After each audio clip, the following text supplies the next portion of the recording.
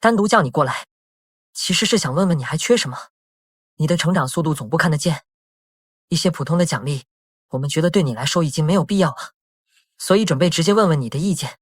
我确实有一件想要的武器，那武器就在麒麟总部的超凡收容所里面，编号应该是033，代号叫大火炎焰分天刀。你还真会挑，这个你不能用，还有其他的吗？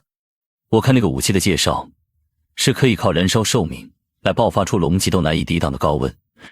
我知道吸血鬼也有寿命，所以不会无脑使用的，而且也可以给张寿用，毕竟他每天都可以刷新状态。如果只是吸收生命力的武器，肯定会直接给你的。但是这把武器燃烧的并不是常理上的寿命，而是因果。麒麟第一个将这把武器带出深渊的干部，也是划分在长生等类别的族裔。在使用鉴定术知道编号033的技能属性后，这柄武器就一直在那位干部手里。只是在后续的一次任务中，那位干部突然就死掉了，没有任何预兆。后面尸检他的各种体征都是正常的，没有中任何诅咒和毒药。之后这把武器就被封入了超凡收容所，所以你不能用，包括张寿也不能用。极端情况下，张寿可能会瞬间死3次，再也不能复活。好吧，那有能使用鉴定术这种技能的装备吗？装备没有，但是有龙级的鉴定术技能书。技能书是什么？你不知道吗？总部有很多各种等级的技能书，来自编号023。我应该是没权限看到这些。也对，你应该没有2次评级，在麒麟系统里还是新人。我帮你申报提一下等级，你现在综合实力评定在狼级应该是够的，权限也可以往上再提一级。不过你这本技能书属于龙级技能，得你自己去总部提取。行了，我还有其他事，权限已经给你提上去了，你自己看看吧。麻烦肖部长了。不麻烦，我看好你，或许你能改变那个既定的结局。你好，我来领取鉴定术技能书。你好呀，能领取龙级奖励的新人可不多。稍等一会，龙级技能书提出来，需要上级确认。好的。原来上次金队申请的盘古之血也是给你用的。你加入麒麟这才多长时间啊？又是盘古之血，又是龙级技能书的。你知道这2样奖励值多少功勋吗？功勋是什么？你连功勋都不知道？不知道啊。不知道自己回去看。你的技能书来了，总部总共也就9本龙级技能书，多少人想申请都申请不到呢。这个技能书怎么那么像游戏里面的？本来就是游戏机里出来的。赶紧走赶紧走，我攒了功勋换的盘古之血排队了半年还没到我，你这才加入多久就有了？现在看着你就烦。等等，技能书学了再走，这个不能带出去。我这一时半会学不会吧？你右键点击选择学习。这么学的吗？姓名、成体、代号、仪态。不准开，你赶紧走。好的。编号023，代号死亡游戏机，由一名游戏宅男吃下禁果之后获得能力所创造。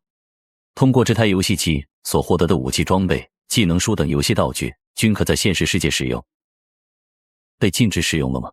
现在已知的属性，死亡游戏机的使用者会与游戏内角色生命强行绑定，游戏角色死亡，使用者也会死亡。游戏内怪物会不断刷新，超出游戏机承载范围，怪物会降临现实世界。降临地点和怪物等级不固定。注意事项：研究人员研究编号023前，请申请实听空间，请勿私自开启编号023，还能看到研究人员的注意事项。看样子，我这是有了线下查看各种编号物品的权限了。有时间还是得仔细看看麒麟档案。这个世界的复杂程度，已经乱到我无法理解的程度了。姓名：罗峰，代号罗沃，种族：闪光吸血鬼，性别：男，年龄17，寿命5322年，等级狼上，阵营华夏龙朝麒麟部斗战四猪血小队。这个鉴定术比想象中好用啊！以后碰到没见过的东西，鉴定术分析一下就能针对性布置战术了。原来我的寿命是5000多年吗？喂，你还上不上学了？都多长时间没来了？今天就去，这不是最近麒麟人手不足吗？早点来，有东西给你。你不是有东西要给我吗？什么东西啊？新出的血包，我已经喝完了。不知道诺拉寿命会是多少？发动鉴定术看看。姓名：诺拉雷克斯，种族：混血变异吸血鬼，性别：女，年龄：18，寿命5322，等级：蛇上阵营，马库斯之女，能力：日行者，可免疫来自阳光的伤害，并且提升对各种光属性攻击的抵抗力。血焰可操纵血液燃烧，形成2500度高温的血色火焰。总结：一个傲娇的小公主。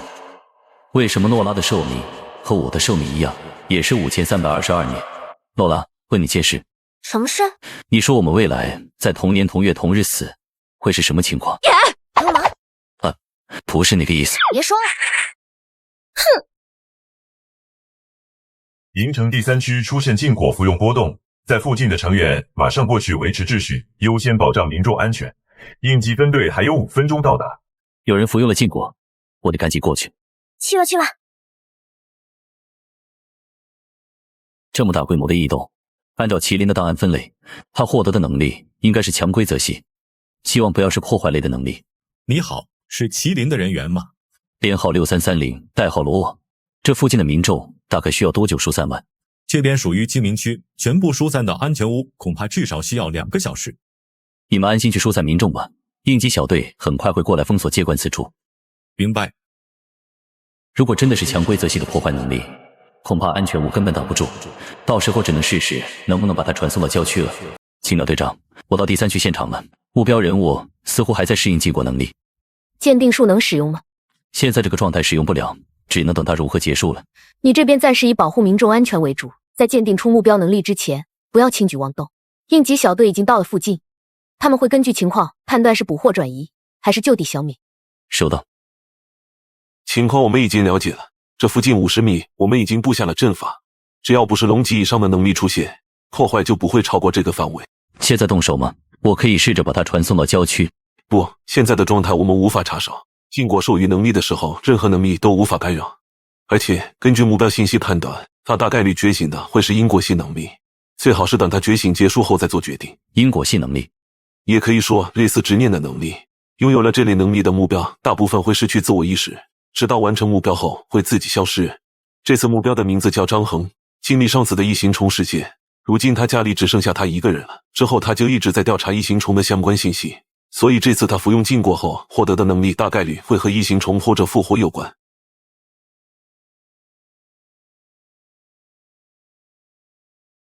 鉴定术，姓名张和，代号异形虫狩猎者，种族鬼人，性别男，年龄38，寿命0，等级狼上阵营5，能力虫族杀手，能够精准锁定所有异形虫，在攻击对象为异形虫时，自身能力会不断提升，直至杀死目标，同时限制自身只能以异形虫作为对手。毁人之躯，奉献一切所获得的诅咒之体，在杀死所有目标生物之前，绝对不会死。总结，所有异形虫都得死。确实是和异形虫相关的能力，所有技能都是为了绞杀异形虫，但是为什么寿命是0？寿命是0吗？那我们可以撤退了。这类觉醒者都是执念太深，为了执念放弃了自己的所有，包括生命。执念完成后，他会自行消散的。也是个可怜人啊。诺拉，我有个问题想问你。你问。你晚上不睡觉，一般会做什么？我肯定是睡觉啊，还能干什么？吸血鬼不是不用睡觉吗？我不一样，我是妈妈生的，还在长身体呢。你的母亲是人类吗？你怎么知道的？我学了一个鉴定术，可以看到别人的属性面板。不准看我的。没看了。我妈妈确实是人类，这可能也是我和其他吸血鬼习性不一样的原因吧。你还记得之前你说的另外那个加入麒麟的吸血鬼吗？怎么了？他让我带本功法给你。功法？给我这个干什么？你不认识他吗？不认识啊，你认识吗？我也不认识。他直接从麒麟系统把这本功法发给我了。都不认识，那丢了吧。不认识的人给的东西，还是不要留好了。好吧。权限提升后还没看过，我现在能看哪些东西？今晚好好看看。所有被记入编号档案的，现在都能查看了，而且都加上了使用说明或者调用流程，还是有不少我没权限查看的东西。看看商城吧，那个橙皮说的功勋，也不知我现在有多少。姓名罗峰，代号罗网，等级郎中，职级3级干部，功勋3万。3万功勋比我想象少很多啊！看看装备吧。龙级装备龙牙匕首，装备效果可以轻松破开龙级防御，同时攻击会附加龙焰，对敌人造成持续灼烧效果。卖家评价：适合经常与变异生物作战的兄弟，可小刀。价格5000功勋。龙级装备居然只要5000功勋，还可以小刀。再看看其他类目吧。罗峰在麒麟论坛逛了一晚上，才知道自己参加的任务都是龙级任务，而龙级任务的基础功勋点都在5000，同时队长会根据成员表现增加额外的功勋。按照任务结算，他的功勋点其实应该到不了3万，但是作为新人就参加了如此多的龙级任务，同时拥有冷静头脑和不俗成长速度的罗峰，自然能够收到高层更多的投资。最后纠结了很久也没想好换什么装备的罗峰，选择了一门空间跳跃术学习。好装备虽然多，但是却没有多少适合我的，只有这门空间跳跃术很适合现在的我学习。空间泡泡虽然可以让我远距离传送，但是进入泡泡还得需要时间。如果遇到作战经验丰富的对手，这个传送方式肯定没法用出第二次。空间跳跃术虽然传送距离只有10米，但是是瞬发技能，和空间泡泡结合，我就可以瞬间传送到战场之外。不过这个技能兑换了要怎么学呢？这本技能书来源并不是来自编号0223，在评论区问问吧。这个技能买了后该怎么学习？有学会的人吗？和0223吐出来的技能书差不多，买了后注异能就行，法术印记会刻印在你的肉体上。买这个最好自身带空间属性异能，我刻印完后根本使用不了，狗商家也不给我退。刻印在身体上吗？罗峰知道了使用方法后，便购买了技能书，在身上刻印好了法术印记后，立刻尝试传送了一下。这个速度再加上空间泡泡，这也算得上是那缩地成寸了吧。罗峰，谢祖宽宏大量饶你一命，你居然敢染指大小姐，你该死该死啊！我绝对不允许大小姐身边有你这种货色存在。罗峰，按照华夏律例，超凡者暴力破门私闯民宅，并且出言威胁屋主，最轻可判100年监禁，最重可就地诛杀。按照华夏律例，超凡者暴力破门私闯民宅，并且出言威胁屋主，最轻可判100年监禁，最重可就地诛杀。杂种，我警告你，以后离诺拉小姐远点。又是你，莫拉和我说过你一个喜欢多管闲事的狗东西。你说什么？我说你是一个喜欢多管闲事的狗东西。你这个杂种，今晚谁来都救不了你。是吗？杂种，你是不是注射过盘古之血？砸你妈呀！下辈子记得嘴巴放干净点。罗峰，你是谢祖吧？给我一个面子，把他交给我处理。他闯入的可是平民住宅区，但他终归是我血族的人。看在诺拉的份上，可以把他交给你处理。不过我要写法术来交换。可以，我会给你3个。我要5个。成交。明天让诺拉带给你。给，我家老头让我带给你的邪法术，你跟我家老头说什么了？没说什么。没说什么，他会让我把这个带给你。算是做了个交易吧。交易？你想死啊？敢拿本姑娘做交易？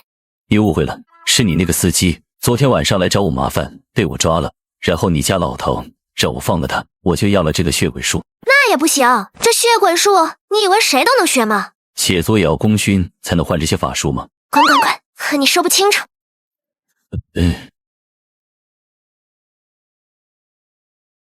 这就是血族的血鬼术吗？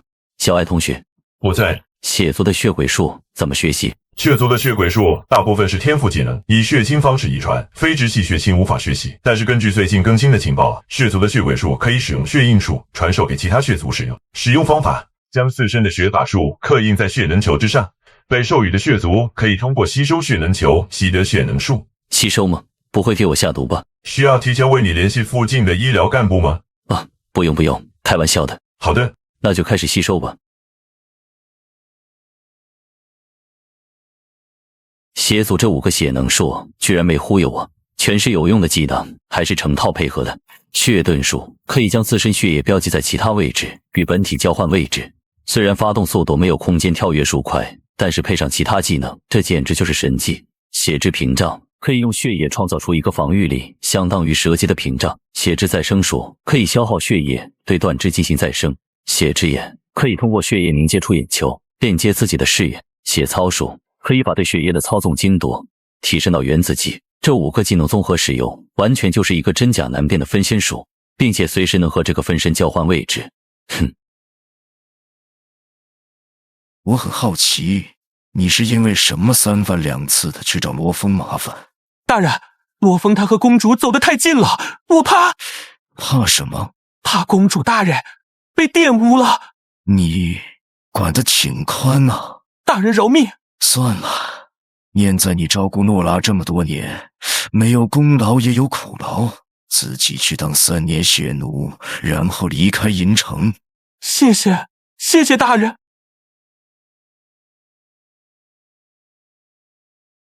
这么晚叫我出来，有什么事吗？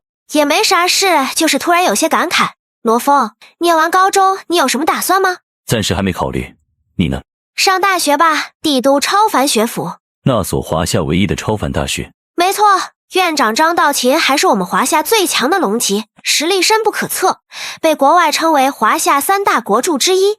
这个我知道，麒麟部的部长就是张道勤的弟子之一。唉，可惜我的实战课差的有点多。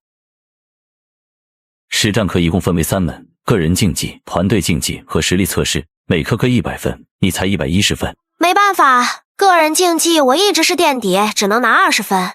团队竞技因为没人愿意跟我组队，所以一直都是0分。至于实力测试，由于我的血焰攻击力足够高，所以每次都能拿到90分。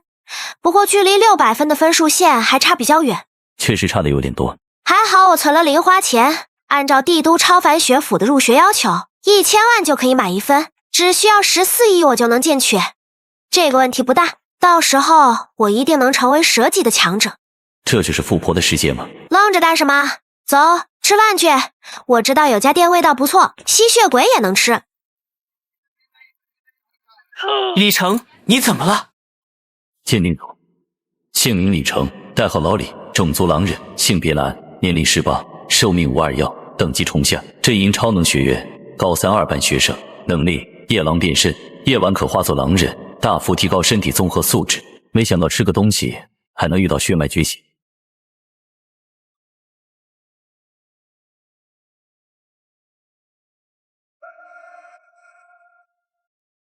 没事了，大家继续。我还是第一次见到血脉觉醒。差不多，其实以前我也幻想过，我祖上会不会有什么特殊血统，到我这一代突然觉醒。我还真怀疑有这种可能，毕竟整个华夏有超过20%的人拥有隐性超凡血统，只是能够激活血脉的人比较少而已。战警部队，好小子，刚觉醒的这么大块头，这小子我就带走了。你们那边别想抢人啊，我们部队现在是真缺人。哦，张队，这个我说了不算，麒麟有等级超凡者的职责，你肯定瞒不住。我不管，这小子我要定了。他想招揽狼人，他养得起吗？估计会天天哭穷，光是让夜狼进化成银狼，就得需要大量白银，而白银价格被血族炒到了天价，更别说战狼、魔狼和狼王这些级别。别忘了，你现在也是个吸血鬼。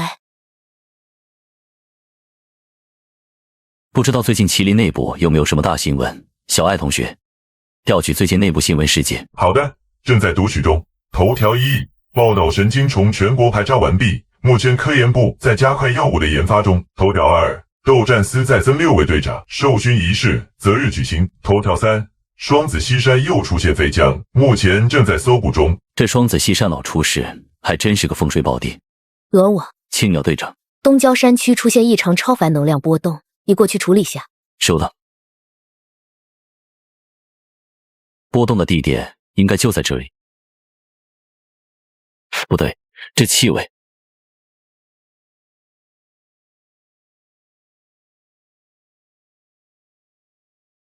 完美生物鉴定术，姓名又名化，代号5，种族妖物，性别雌雄双体，年龄30，寿命0，等级阴下，阵营敌对，能力尖锐锋利的锯齿，能够粉碎一切目标，居然是鹰级。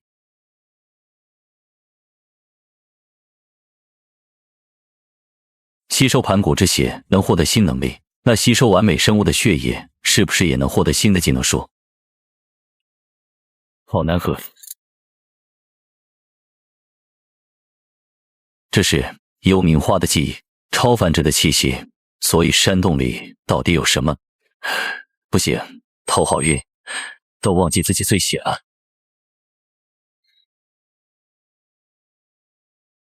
还好这里没有其他超凡生物，下次不能随意吸血了。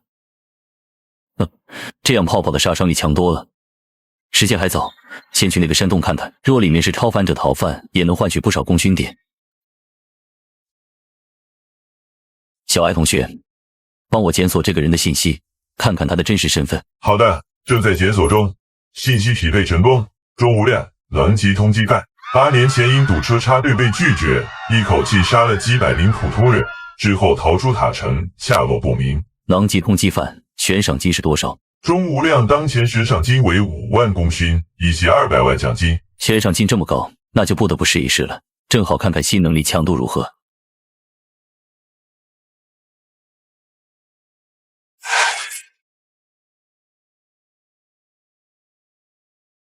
没想到还能爆装备。鉴定术，物品名称紫金锤，重量1吨。特性，由于所使用的材料为黄金、紫河车、云铁等高端材料，所以该物品灵性十足，且拥有自我修复能力。这种武器在市场上应该是天价吧？越恶之人却越有钱，真是个荒诞的世道。小艾同学，把钟无量尸体照片上传。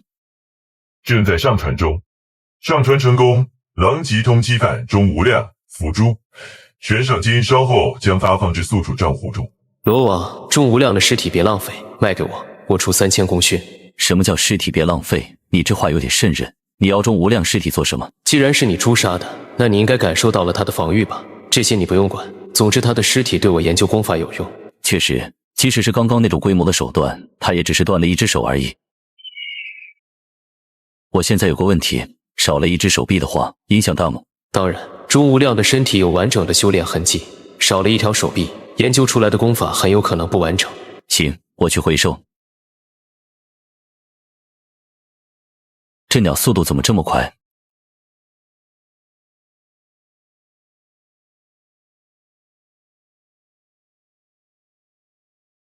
光顾着追这只鸟，都不知道追到哪儿来了。警告！警告！当前位置处于禁区，得赶紧传送离开。当前位置处于禁区。这是姓名吉龙，代号无，种族龙，性别无，年龄、寿命、等级、阵营、能力全都是未知。这还是第一次鉴定到全是问号的情况。这个鉴定术是龙级鉴定术，理论上只能鉴定龙级以下的生物属性。难道这头巨龙的实力已经突破龙级，达到了传说中的神级？禁区果然危险，还好他并未对我有杀心。该走了。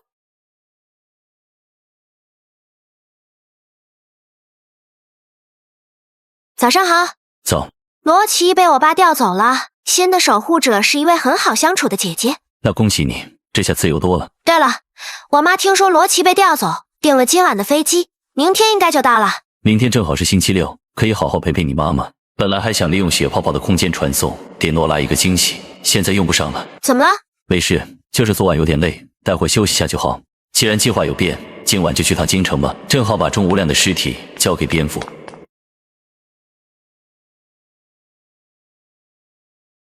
不愧是帝都，到处都是强者的气息。你好，例行检查，请配合。罗峰，代号罗瓦，隶属麒麟。身份验证通过，但帝都空域禁止飞行，如有需要，请记得申请报备。知道了。小艾同学，帮我连线蝙蝠。正在为您接通蝙蝠。蝙蝠，我到帝都了，钟无量的尸体我给你送过来，你发个定位。不用，你给我位置，我来接你。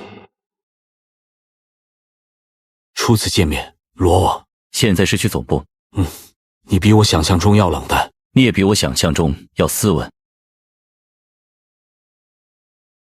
这有什么用？我给他注射了极少量湿气混合液，接下来24小时内，他的尸体会僵尸化。这个过程中，他的细胞会自动修复损伤的部分，尤其是充满湿气的经络。根据湿气的浓度，就可以判断强弱，以此推演出他修炼的经络路线。听起来似乎有风险。做实验本就不存在100%安全。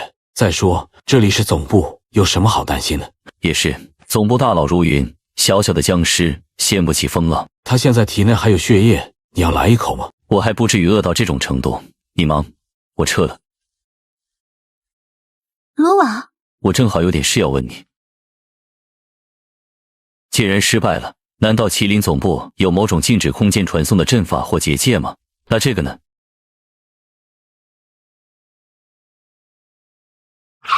见到我你跑什么？空间传送，罗瓦，你怎么做到的？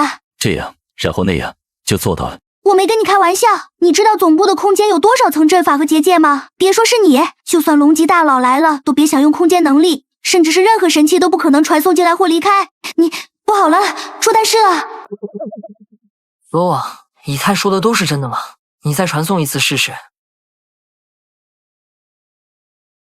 看来你真能从总部传送出去，你先返回总部，我们有事要跟你说。好。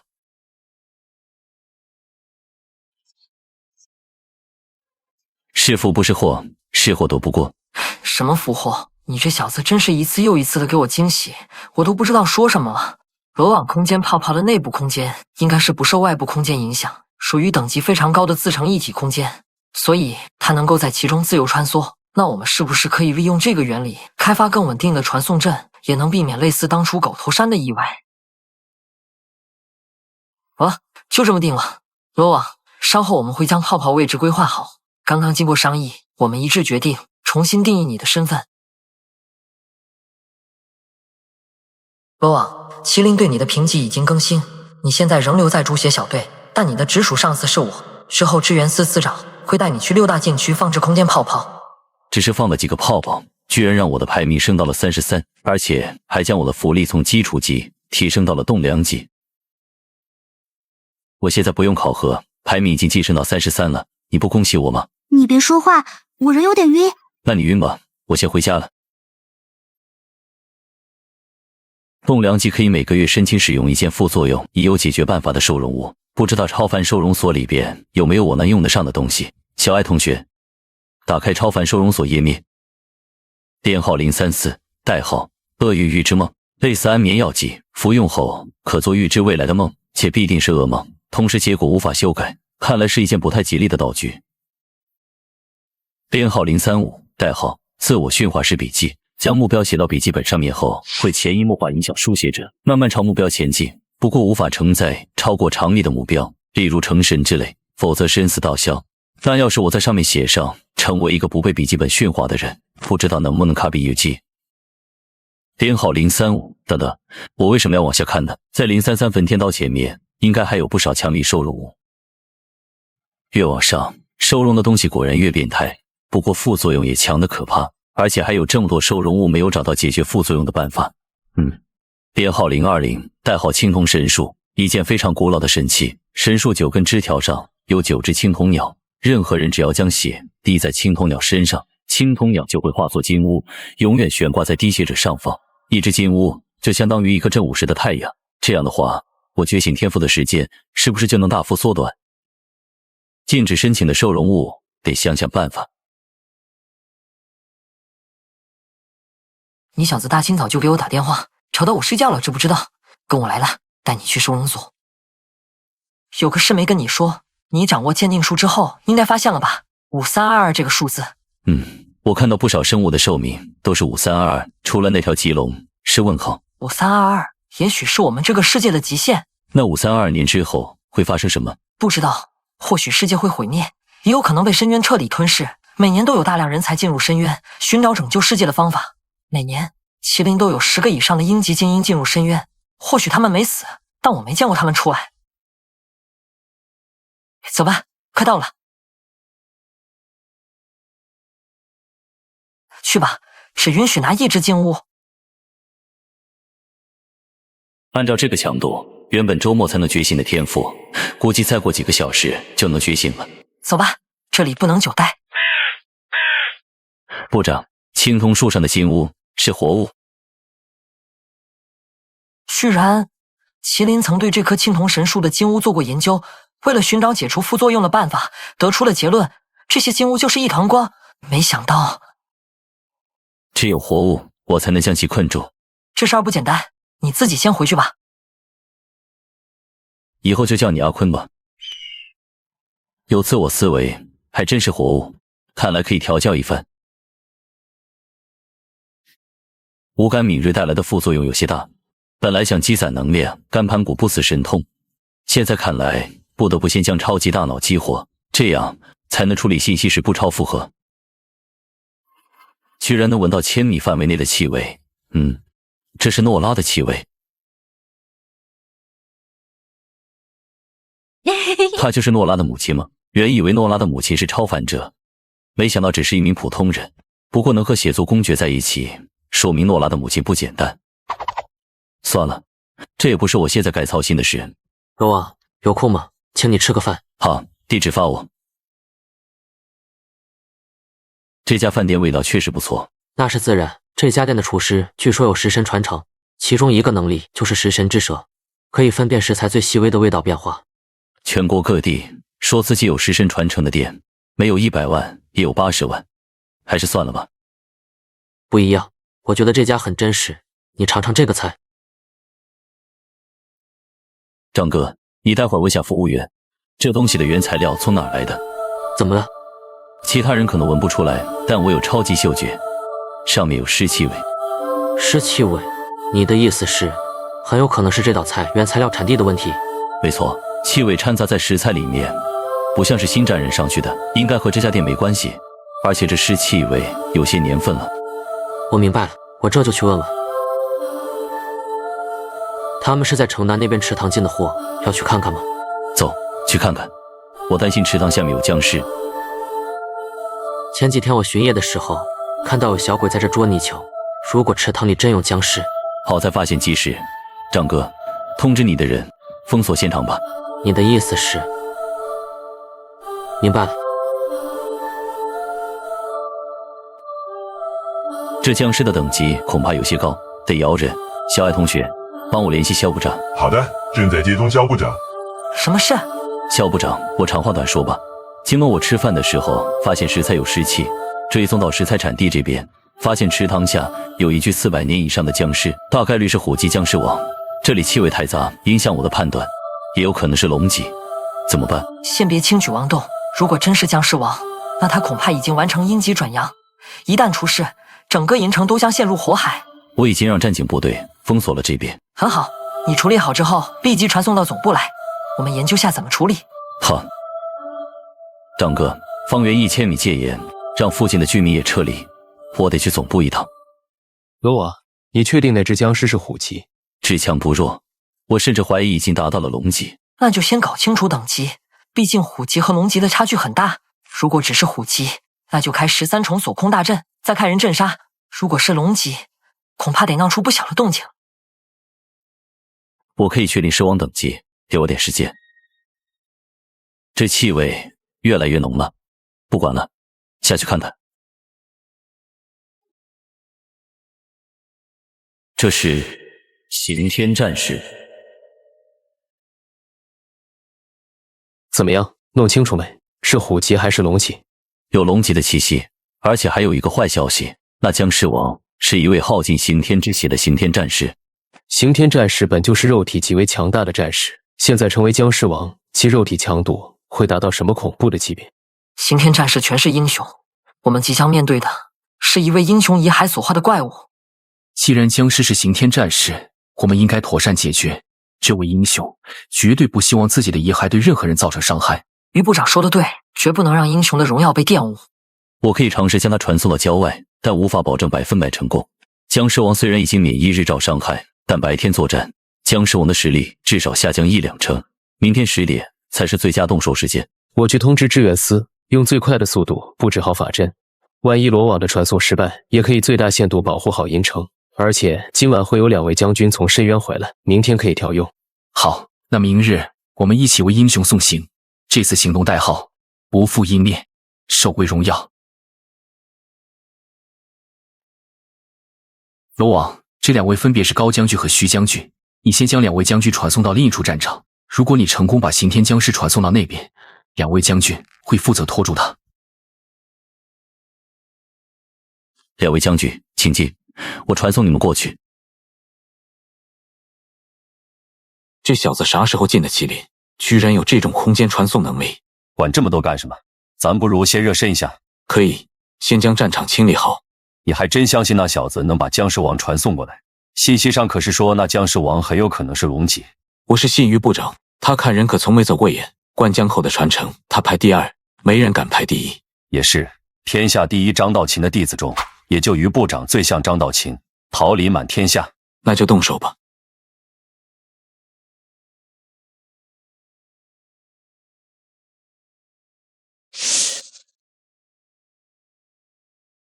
不好，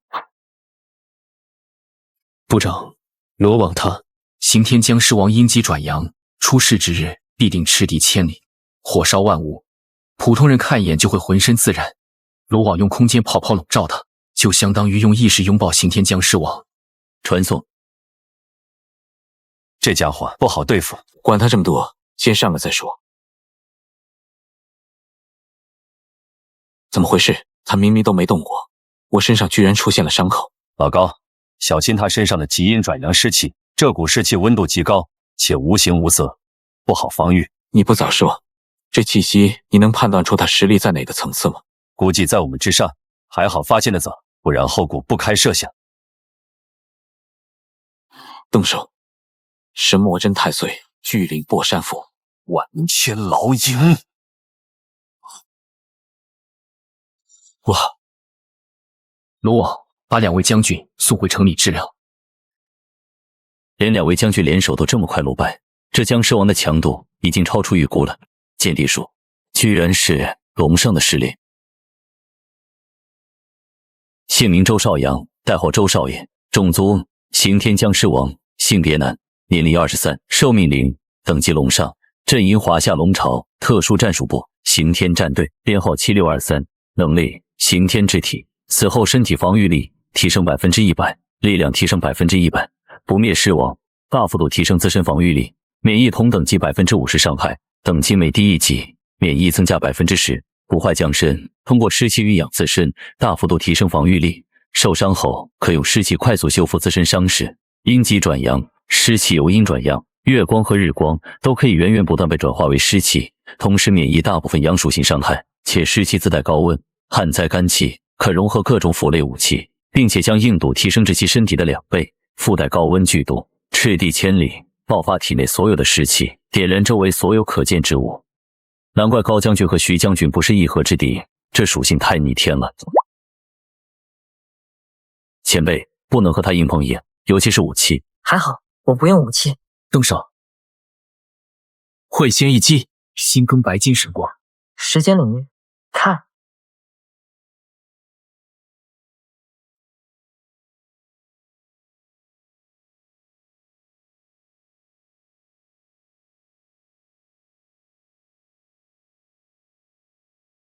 这么恐怖的威力，成功了吗？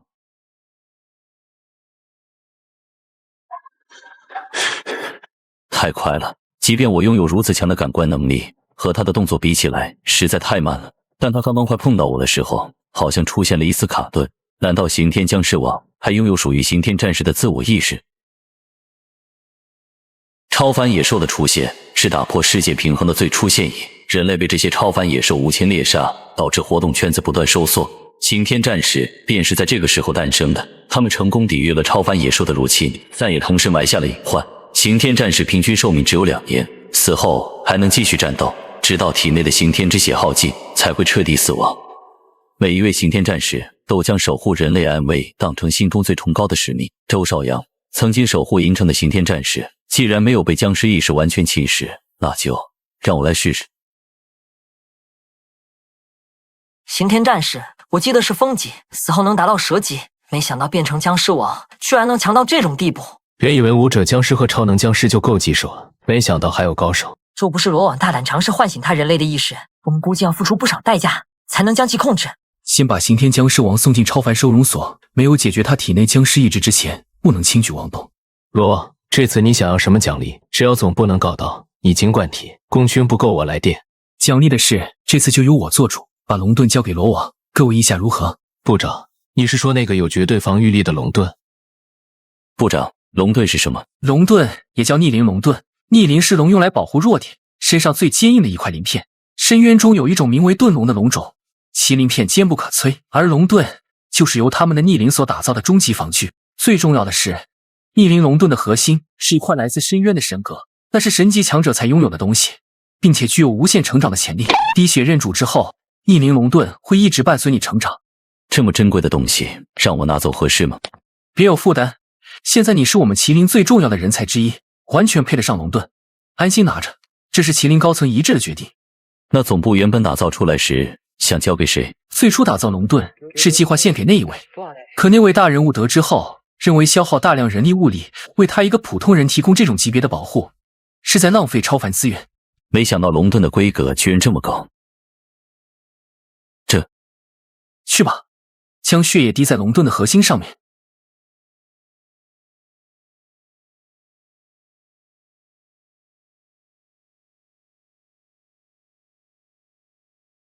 如果将空间血能注入龙盾的核心，是不是会有不一样的效果？我的推断果然没错。空间能力，罗，这是怎么办到的？我把体内的能量注入到核心，结果龙盾就产生了空间跳跃的能力。很好，如果说原来的龙盾在移动速度方面还有破绽，那现在融合空间能力后，绝对称得上完美防御。你果然是他的最适人选。罗王，现在你拥有空间能力和抵御龙级以下攻击的能力，我要交给你一个任务。部长，你说。我希望你能在全国范围内进行一次巡查，将各个城市中类似刑天僵尸王这样的隐患尽可能找出来，早发现早处理。不过你也别太过着急，上学之余去做就行，没有时间限制。明白，部长。说到上学，我差点忘了你还是个学生，未来是打算念大学，还是直接来麒麟？有在考虑帝都超凡学府。很好，罗网，人生不是只有力量层面的强大，心灵层面的强大同样重要。你经历的一切，最终都会化作心灵良知，使你变得更加强大。多谢部长教诲。等激活超级大脑，文化课肯定没问题。实战课的话，回去找时间和诺拉一起磨合一下。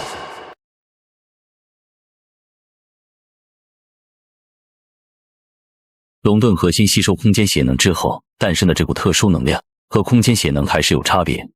只要用这种能量覆盖物体，就能自由操控物体穿梭空间，进行移动。这应该算是便捷版的空间跳跃术或者物品传送术。这种方式完全是临阵起手，有很大的发挥空间。现在唯一的缺陷便是我的反应需要跟上敌人的速度。早上好。早。你是不是有什么话想对我说？算是吧，我也打算考帝都超凡学府了。真的吗？那文化课我帮你制定学习计划。作为回报，我也可以指导你一些实战方面的东西。那待会儿我们就去王老师那申请实战课的名额。时间也差不多了，咱们去实战教室。中途加入，老师应该不会有意见吧？没事，不过王老师说了，会对我们有一个基础的测试。话说回来，我还不知道你现在是什么实力呢。待会儿测试你就能看到了。王峰，那位就是实战课的王星诺老师。鉴定术，姓名王星诺，代号怪力大猩猩，种族人类，性别女，年龄36，寿命677，等级蛇中，阵营华夏龙巢，超能学院。能力长山龙藏呼吸法，通过特定的呼吸频率，调动全身气血，强化自身，提升属性。大成时，筋骨如龙，气血奔腾，滔滔不绝。八极拳，威力刚猛霸道，一拳可定乾坤。8步赶战功，8步之内追上狂奔烈马，并敏捷跃身站立在奔驰的马背上。神龙大枪术，挥舞长枪如龙乱舞，枪头飘渺不定，神出鬼没。武道意志全意，我有明珠一颗，9倍缠绕贯锁，2金沉浸光生，照破千山万朵。全来武道意志枪术，问处痴心片片，打处不复来计。今有无心相忆，且听一声龙吟。枪来，还真有这种等级不高，境界却奇高的人。王老师，诺拉同学，好久不见。这位就是罗峰同学吧？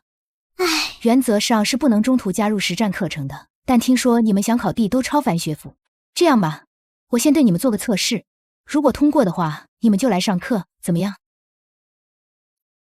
这是测力器，最高能承受100吨的冲击，你们试试看，能打出多少力道？我先来吧。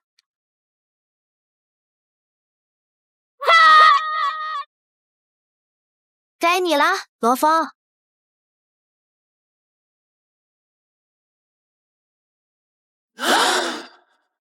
这家伙看着挺柔弱的，没想到力量强度这么高，难不成是血族的怪力小奶狗？罗峰同学，你让我很意外。现在来测试下破坏力吧，诺拉的破坏力还是相当可观的。开始吧。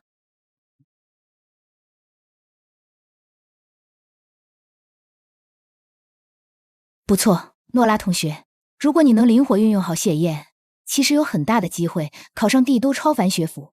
谢谢老师。罗峰同学，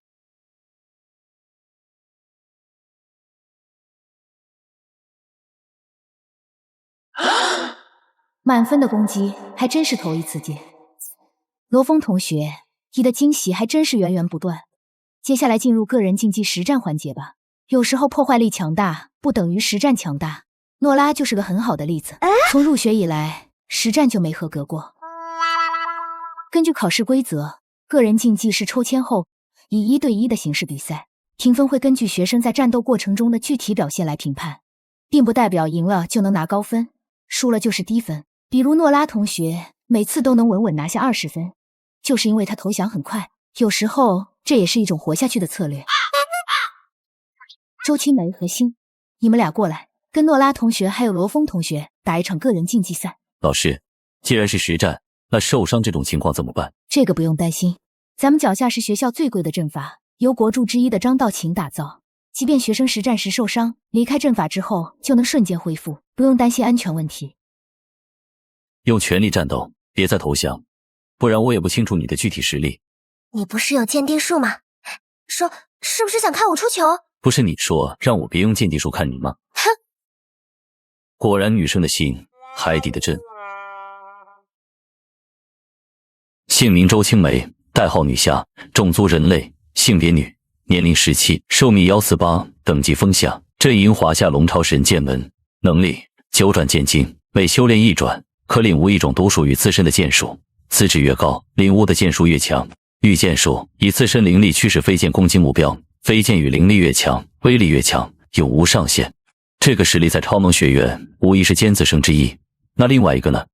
姓名何心，代号陶哥，种族夸父血裔，性别女，年龄17，寿命580，等级封上，阵营华夏龙超，能力桃木之躯，身体可化为桃木材质，遇水则生，赶日之族，以超乎想象的速度奔跑，可追星拿月，赶日烛光，左黄右青，左手可化作黄蛇，具有解毒、治愈、解除异常状态的能力；右手可化作青蛇，可吞噬各种毒素，形成5种各不相同的剧毒。这个核心潜力不错，若日后我能成为队长，可以考虑邀请他加入我的队伍。诺拉同学，周青梅同学，准备开始吧。血刃，御剑术。自从异态出危机后，诺拉应该有在认真思考该怎么战斗。不过，诺拉同学，如果全靠装备的话，考试照样分数很低，这样做有意义吗？但以弱胜强能拿高分，而且胜者本身就有20分，1分就是1000万，比买飞要划算。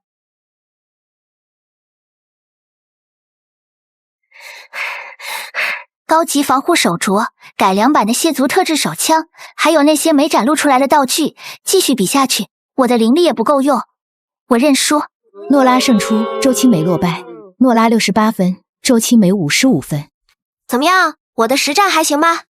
氪金大佬装备碾压的即视感。我可是从20分提高到68分了，只要能提升分数，再多钱也花得值。你对装备依赖太大，这样很难考高分。要是能将能力和装备融合，到时候评委老师才会给出更高的分数。知道了。罗峰同学，该你了。罗峰同学，我可不会留手，你小心了。来吧。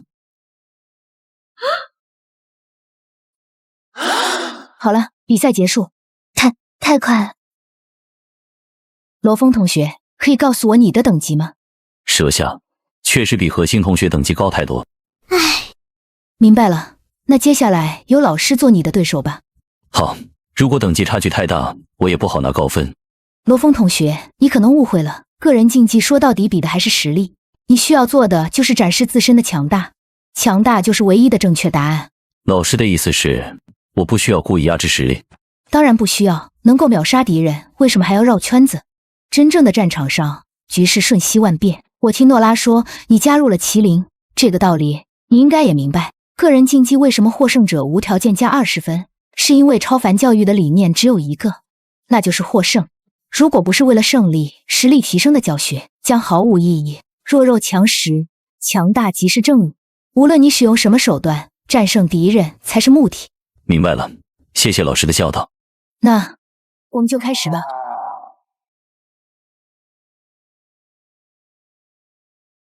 连老师都需要火力全开，看来罗峰又变强了。罗峰同学的实力已经和我们不在一个层次了。是啊，刚刚我甚至没看出来他放水了，可我依旧被免。这防御力太不可思议了。麒麟系统里所描述的那些境界，不知道对战斗力有多少加持。里面介绍说，剑修如果在剑意的加持下，同样一道灵气化作剑气后，威力可以提升100倍。不知道王老师如果用上全意，攻势会强化多少？王老师，如果可以的话，不用留手。好，那我便全力以赴。好强的气势！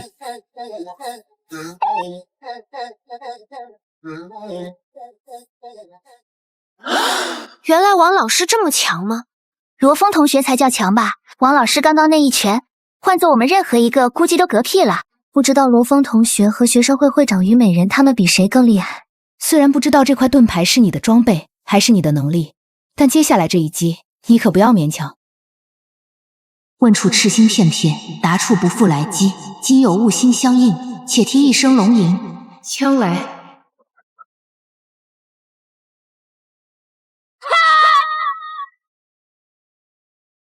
罗峰同学，你的实力远超我预料。王老师，刚刚若是没有龙盾，我恐怕不是您的对手。赢了就是赢了，没有什么如果。况且这还是在阵台内，战斗场地换成野外的话，我恐怕连锁定你的身影都无法办到。有拳意和枪意的加持，王老师虽然等级是蛇级，但攻击力已经远超正常的蛇级，甚至比鹰级还要强不少，大概在狼下左右。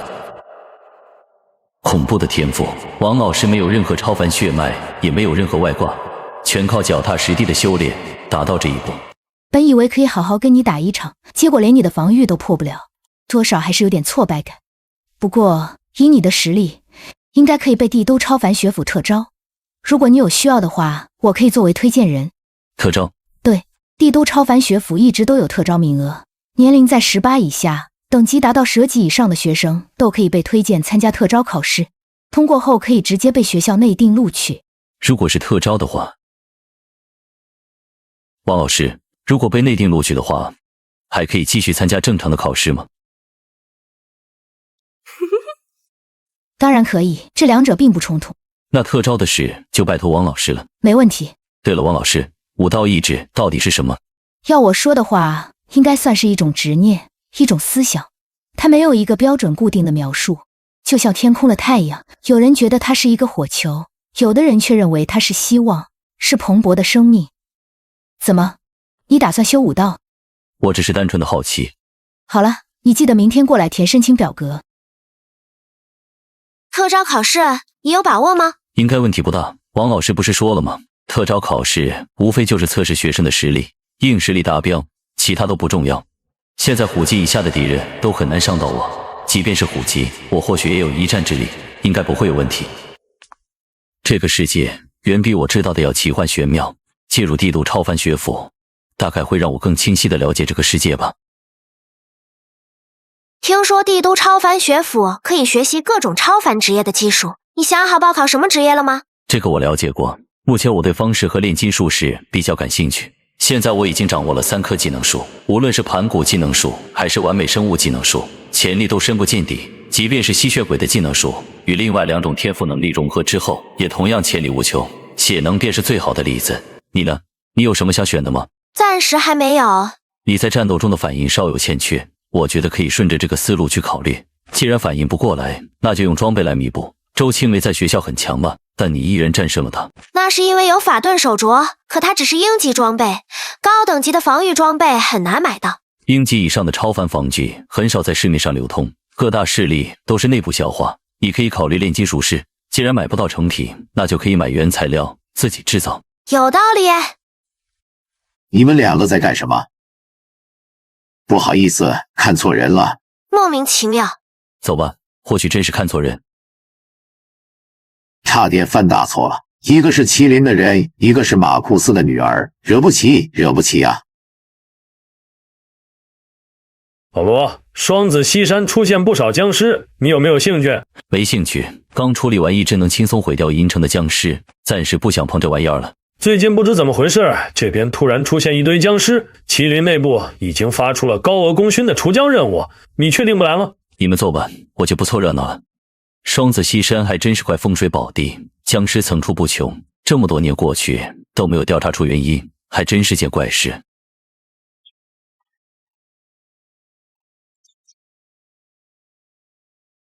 现在大脑无比清爽，而且能明显感觉到信息处理快了很多倍，这就是超级大脑的计算能力吗？这些人有些奇怪。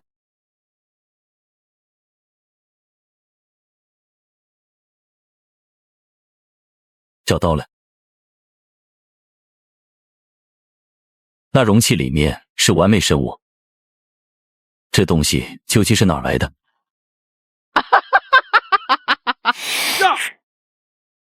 还真够敬业的。不过这么大的地方，若里面全是这种完美生物，我大概率挡不住。小艾同学，我在，帮我联系于部长。正在联系渔猎部长。罗网，什么事？部长，我在银城发现疑似制造完美生物的秘密基地，完美生物数量未知，内部完美生物的等级也未知。为了安全起见，我需要支援。好，我现在派人过来。这种突然状况的时候，你的空间泡泡就能起很大作用。你小子可真是好福气，这么高级别又这么快的支援待遇，你还是头一个。可不是，也就你小子能享受下。于部长跟我说的时候，我都没带犹豫。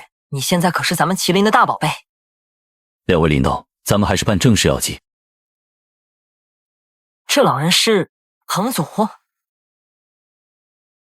自从完美生物001号逃脱开始，我就知道会有这天，只是没想到这天来的会这么快。小心，他是分身，想要自爆。总部检测到你们刚刚所在的位置发生剧烈能量波动，发生什么事了？我们找到了彭祖，但只是一个分身，在分身被我们控制后，有人引爆了事先埋在这里的巨量炸药。背后之人先不着急，你们先将这座完美生物工厂处理好。这些都是半成品，里面还有更多的完美生物正在苏醒。爆炸只是摧毁了关押他们的牢笼，还有一些奇怪的实验品正在从培养槽里出来。阿瑞准备干活吧。没想到这么小一座工厂，竟然生产了这么多完美生物。好在这些完美生物的等级并不高，出事之前也没有大量外泄出去。这是虎级完美生物，刚刚那些是残次品，充其量也就狼级，而且我能察觉到在更深处还有等级更高更危险的完美生物。罗网，你能感知到下面那个怪物是什么品种和等级吗？那怪物在感知层面好像完全不存在，但我能确定下面有个很危险的东西，可能还不止一只。薛定谔的完美生物。乖乖，还真让他们捣鼓出了不得了的东西。鉴定说，姓名神兽聚合体，代号完美生物006，种族无，性别无，年龄3，寿命0，等级龙虾，阵营中立邪恶，能力存在阻断，除非正面出现在敌人面前，否则敌人无法察觉到其自身的具体存在。超级大脑，超级视力，超级嗅觉，超级心脏，超级骨骼，超级一切。龙之力量，含有巨龙的血脉，力量得到大幅度提升。存在阻断，我好像在什么地方听说过。存在阻断是白泽的能力，不过白泽不是最难捕捉的吗？我看过资料，只要传承了白泽血脉的物种，同样有机会激活白泽的能力，所以并非需要白泽的真身作为实验品。将不同的神兽能力通过异态虫的特殊性质缝合起来，还真是有够歪门邪道的。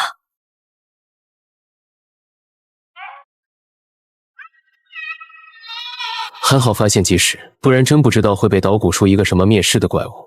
异态虫的威胁，看来是场持久战了。先干活吧，把这里的威胁先清除掉。没想到吸收这种拼凑出来的完美生物血液，也能获得新能力。七窍玲珑心，通过七窍可以将血液转换为最终原血，凡我血液，皆为我身。